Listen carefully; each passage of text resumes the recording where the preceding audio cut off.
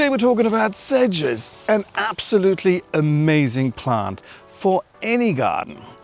In my garden, this stuff grows in full shade, full sun, partial sun. It likes it wet, or it doesn't mind it dry either. Also, the wonderful thing is I don't fertilize it, I don't water it, I don't look after it at all. It does all of that itself. So if you're one of those gardeners who can't be fucked doing any kind of work in the garden, but you still want to have it look good, this stuff is gold for you. It really is. It comes in massive varieties. You've got variegated leaves, you've got solid colored leaves, you've got them long, you've got them short. They're not the tallest ones. And yeah, it looks like a grass. It is not a grass, it is a sedge. We're going to get into the difference later on, and it is just incredible. This stuff, I have it literally everywhere in my garden, and I bought 2 plants many years ago, and I just keep on splitting them. And now I have them pretty much everywhere. So let's have a look what sedges are all about. First of all, we're going to have a look where they grow in my garden. So back here, this is all Sedge oshimensis. It has a little bit of sun right now, but this is all it gets for the rest of the day. In the back there is no sun at all. And it is extremely happy here. I mean, it has multiplied that there's no tomorrow. And this is where I basically take out a shitload and put it everywhere else in the garden. So then we have it here in the front garden. And this here is a mix in between oshimensis and Carex pendula, the green one. This one, the non-variegated variety. And this has just grown over the years a little bit too much. So today I'm going to be taking a hell of a lot of that stuff out and dump it in the back. And back here. And this is where I'm going to dump the stuff from the front. And this entire place here, I want to fill up with the sedge because I can't be asked doing anything else to it. And I just want to leave it alone and just get on with it. So how do you identify the difference in between a sedge and a grass? Quite easy. For instance, this is a blade of miscanthus. And as you can see, this one is round. This here is a sedge, and this one has edges. As you can see, it is not round. The big difference is sedges always have a square base. Grasses, like this miscanthus or zebra grass, or even bamboo, which is just another grass, they always have round stems. Round stems, and then the foliage comes off. Same with this one here, the blades are coming off the actual stem, which is different than sedges. Sedges always have a square base, or edges, shall we say. And yeah, they do look like grass, but they're not.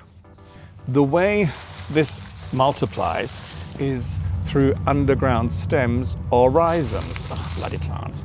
As you can see here, this is the mother clump, shall we say. This is a collection of a lot of plants. And here you have the rhizomes, which would be growing underground. And there you have new plants coming up. Right there, right there. So there is a lot, and this will creep along. Can it become invasive? I guess. If you would compare it, for example, with bamboo, which spreads exactly the same way, bamboo is a fast-paced spreading plant. This one is more like a snail's pace, but it does get wider, a lot wider. And all you would do, you take a plant like this, there you go. And now you have an individual plant. And you can just put this anywhere in the garden, as I have done multiple times. And now I have what feels like 1 million of them. Also, they have a very, very dense root system. And the good thing with that is this stops soil erosion. So if you have anywhere in the garden where there's a lot of rain that keeps on washing the soil away, plant sedges. They ensure that the soil stays where it is, or if you have it on an incline or anything like that. So it's super for that. They grow lovely around trees, as I said earlier on, in shade, partial shade. And the big difference in between grasses and sedges are, even though sedges may look like grass, but they're not, they don't mind shade, which grasses, they don't do so good in shade. Another good thing to know is, as you can see, they're extremely dense with their growth habit, and they can actually replace mulch. When you plant these, they grow so dense, your soil is safe, as well as sunlight can't penetrate down to the ground. So any weed seeds you have lying there, they will not germinate. So you know, you don't need to mulch anymore, just plant these things. They also flower, so they attract pollinators. It's a wonderful, wonderful plant. Fine, if you would talk to Jane about this plant, she absolutely hates it and she calls it the devil's pubes because of the fact 2.5 years ago she tripped over one of those clumps, pretty much this sort of size, and she broke her ankle. So that was not fun. So if I were to eradicate all of these plants out of the garden, she'll be quite happy, but you know, I'm not. Let's take some out in the front and dump it in the back. And it's prep time. While this part of the project is completely optional, I mean, I could literally just, you know, take the sections out where I'm going to plant the sedges and let the grass grow in between. And eventually the sedges will take over anyway, but I like to start with a clean slate. So, and also I know that I can be quite deluded, but I know that some of the grass will grow back. I mean, I'm not that stupid, but you know, this way I can say for myself, I've done some unnecessary work. So let's continue. Well, this was about as much fun as having a boil on your ass. But anyway, it's done. Ugh, ich habe Arschwasser. Anyway, so pretty.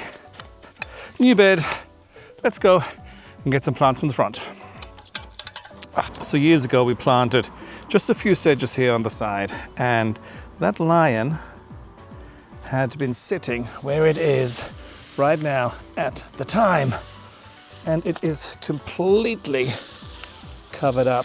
It just grew around it.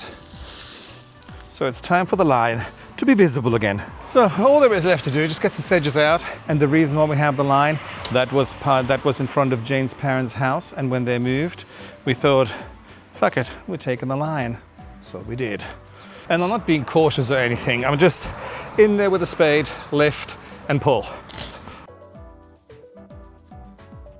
A spade in itself isn't enough, you need a saw. And when you see how dense they grow, you really don't need mulch. And all these little individual plants, it's an amazing thing. So and after digging a little bit more, I found a bumblebee hive. So I'm not going to be pulling out any more of the sedges, at least here. I've got plenty more at the back, so I can get some more. So there's obviously a bumblebee hive in here, so I'm just gonna leave them to it. I mean, even though I had to stop because of the bumblebees, I still got a fair amount of sedges out of the front, and it's going in here now. So as usual, just place them and then dig them in.